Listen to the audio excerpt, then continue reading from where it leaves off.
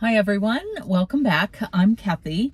We are on part 7 of going through this book, Ray Comfort's Scientific Facts of the Bible. So we're on the chapter titled Scientists and the Bible. And a lot of people, and I used to be this way, would not put those two things together. Like, scientists are over here and they believe, evolution and, the earth being billions of years old and this, that, and the other thing that all surrounds around evolution and Darwin and the Big Bang and all of those things. And then over here would be the Bible, creation, the 6 days of creation, and God resting on the 7th day. So that's how I pretty much was raised, just with school. Obviously not, the church didn't talk about that, but yeah, I wouldn't combine them. And so when I started learning and educating myself before I officially became a Christian about, 14 years ago now, and I really wanted facts and scientific facts, basically.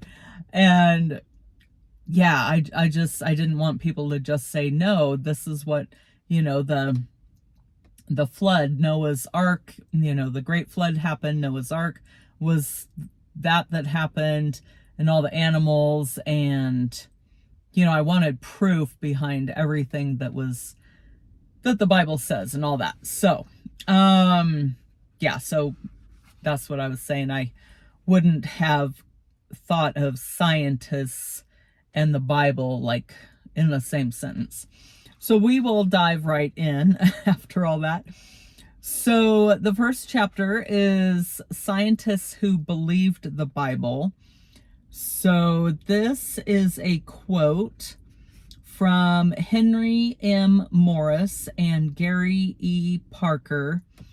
And this, I don't know if this is a book or an article called What is Creation Science? Okay, so they say, quote, many of the great scientists of the past who founded and developed the key principles of science were creationists. Note the following sampling.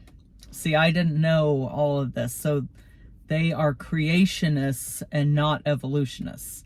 So they're saying in the category of physics, Newton, Faraday, Maxwell, and Kelvin. The category of chemistry, Boyle, Dalton, and Ramsay.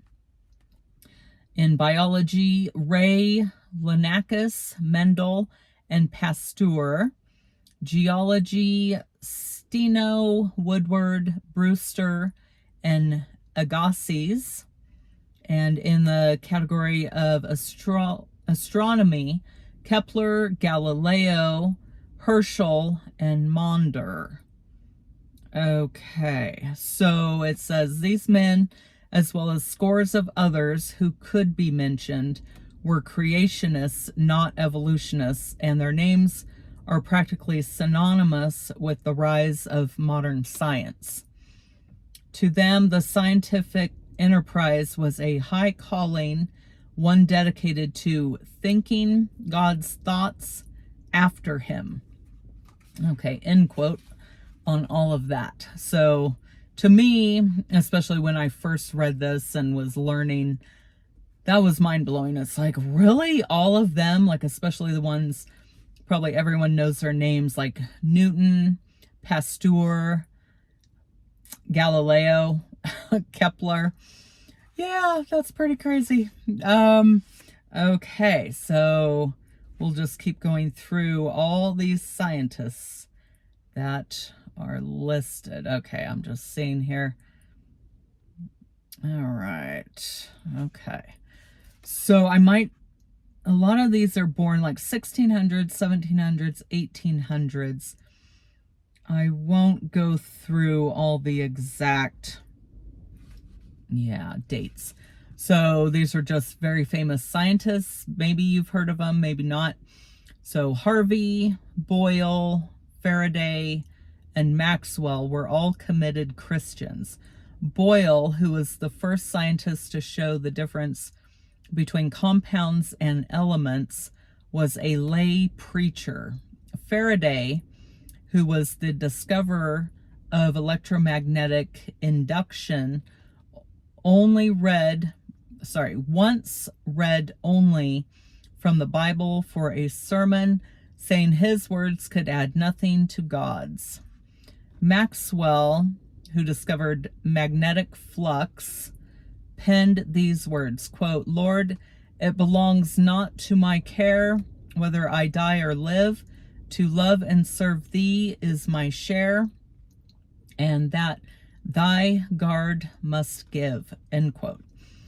Okay. Astronomer Johann Kepler believed, quote, "The chief aim of all investigation of the external world should be to discover the rational order and harmony which has been imposed on it by God," end quote. And then Lord Kelvin wrote, quote, "With regard to the origin of life, science positively affirms creative power," end quote. Okay, here's some more, a whole bunch more. And these are all from like Da Vinci in the 1400s, and then 1500s, 1600s, 1700s, 1800s. Okay. So pretty much from the 1400s on, it says, "Much of modern scientific knowledge is built on the discoveries of other Bible-believing scientists such as Leonardo da Vinci, who did experimental science and physics, Francis Bacon, whose category was the scientific method, Samuel F.B. Morse, the telegraph, Morse code, I would assume, and William Petty, statistics and scientific economics, which that's completely over my head, William Durham, ecology, James Joule, thermodynamics, which I'm sure everyone's heard of a joule, the measurement, Henry Fabre, entomology of living insects, and Joseph Henry, the electric motor and galvanometer. Okay, so this is a quote from Arthur H. Compton, winner of the Nobel Prize in Physics. He said, "Science," quote, "science is the glimpse of God's purpose in nature. The very existence of the amazing world of the atom and radiation points to a powerful creation, to the idea that there is a God and an intelligent purpose back of everything. An orderly universe testifies to the greatest statement ever uttered. Quote, in the beginning, God, ... end quote." So again, that was Arthur H. Compton, winner of the Nobel Prize in Physics. Okay, I think we'll stop right there for now. There's still a whole bunch more. Yeah, there's still Newton and Einstein and Pascal and Herschel and more to go over. Okay, well, let me know what you guys think. People have been saying they really like the series. I love this book. I say it in probably most of the videos. So I will see everyone in the next one, and make sure you like, subscribe if you aren't already, and share and comment. All right, I'll see everyone next time. God bless.